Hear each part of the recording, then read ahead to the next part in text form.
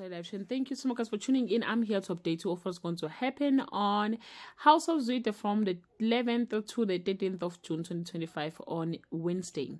Mapula learns of Thato's past crush on Les deepening her disapproval. Mampo warns Les, who urges caution. Manipulated by Ezekiel, Mapula agrees to an intervention. Meanwhile, Maria and Isaac try to find time alone on Thursday. Mapula beckles guilty over Ezekiel's plan as Thato pleads for acceptance.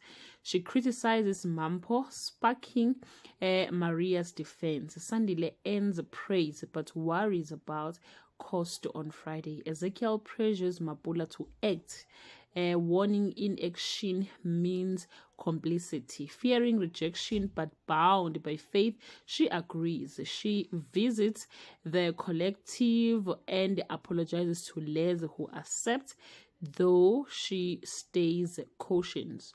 Well guys, that's all I have for today. You can leave your comment below and share your opinion.